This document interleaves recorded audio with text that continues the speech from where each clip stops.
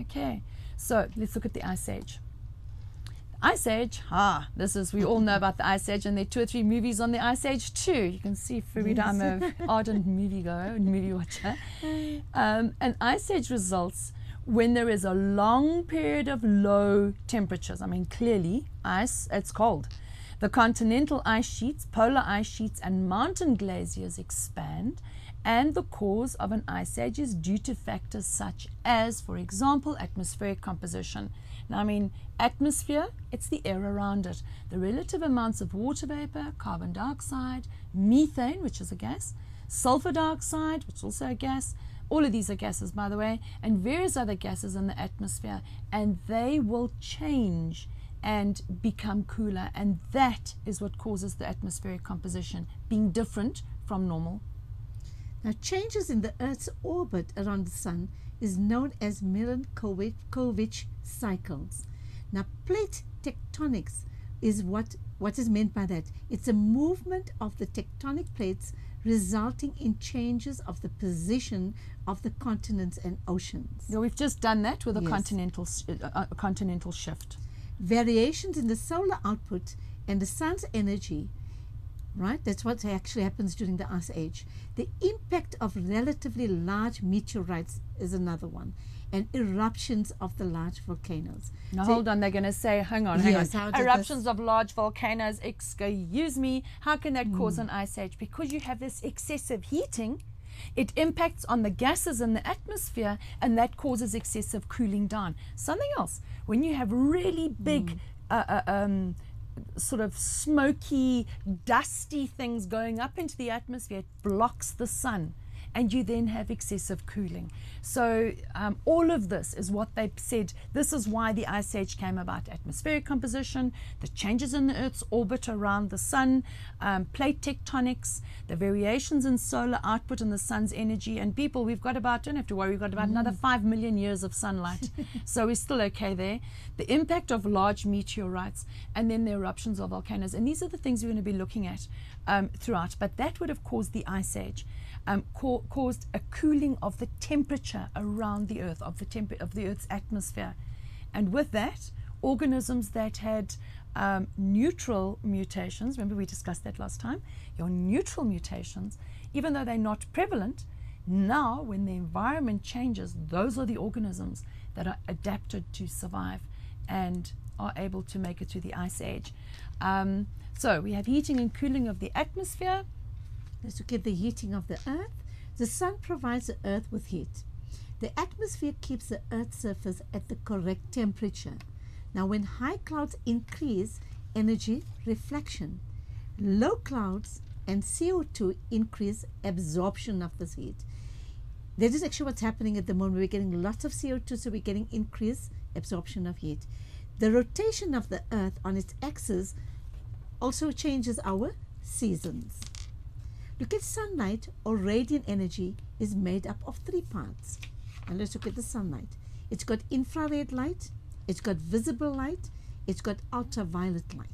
Now, what is infrared light? This one provides the heat.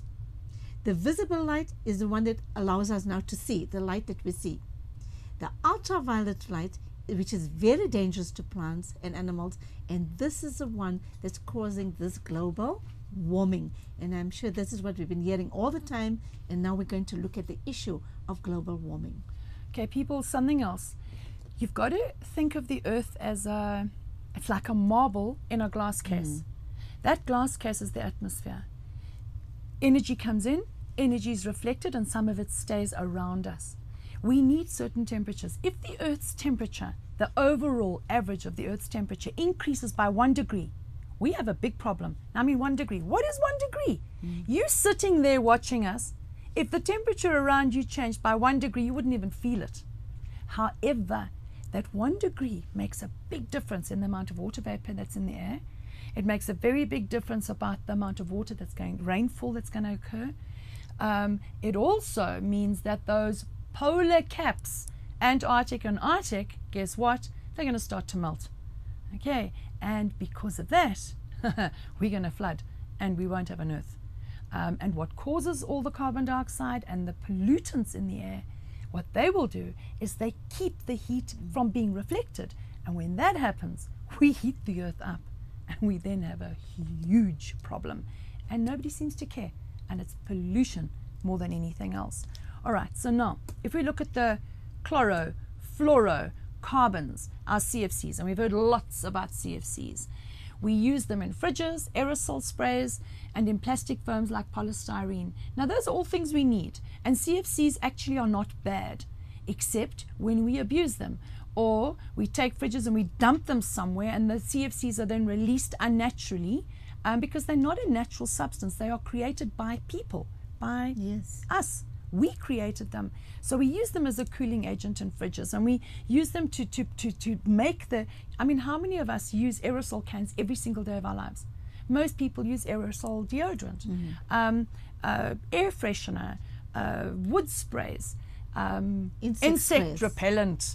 I'm at the moment, I'm on a mission, those ants in my garden. But I mean, at the end of the day, that is what we use. So we need this. Until they can find a replacement, the CFCs have to be used. But I mean, us all spraying aerosol cans, if every person on this earth sprayed aerosol cans for an hour, we wouldn't even make not 0.5% of the CFCs that are in the atmosphere. It's everything else that we're doing where we are not looking after our earth. Okay, so in plastic foams like polystyrene, it collects in the atmosphere and reduces the concentration, people look at this, concentration of the ozone. More ultraviolet light is allowed through. Okay, so now we have a problem because you've got lots of ultraviolet light, and that's the bad one, coming in and can cause skin cancer and cataracts in the eyes. It also causes our plant growth, and especially your algae, your marine plankton, that is damaged. So we now have a huge problem there. We can't have too much ultraviolet light. Come on, all of you, I mean, when you look at before we go on holiday season, Farida, every second advert on television will be and protect sunblock, your skin, put sunblock on, these fancy suntan lotions and potions, wear rash vests and those little all-in-one sets for the kids, wear hats.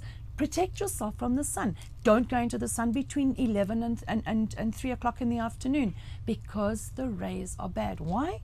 Because as human beings, we are not looking after our planet. We're abusing it. Okay, I'm going to get off my soapbox now, but don't pollute. Okay, now if we look at the greenhouse effect. Okay, now the greenhouse effect, the atmosphere acts like a glass box. As Kathy just told you, the earth is like the marble, and then you've got a glass box around. Right? So the atmosphere acts like a glass box around the earth, allowing the heat and light from the sun to enter.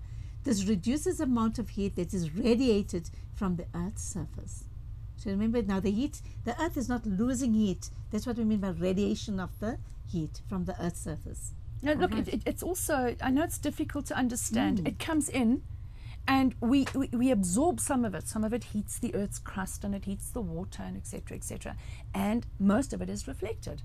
And so we get what we need, and the rest goes. But now if there's this blanket around the earth and it can't go, we heat everything up.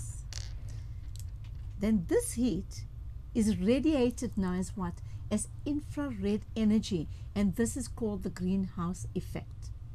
Now some gases like water vapor, CO2, methane, CFCs that we spoke about, and nitrogen oxide, they absorb most of this infrared radiation. And when these gases increase, so the greenhouse effect will also increase, and this will cause the earth to get warmer. And I think this is actually what we're experiencing at the moment. Yeah, we're getting terribly hot days, and we must now realize why. We are not looking after our environment, we are creating the problem.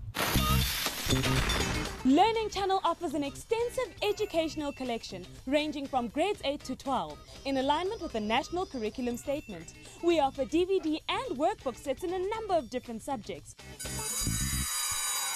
To buy the Learning Channel series, check out our website on www.learn.co.za or call us on 011 639 0179.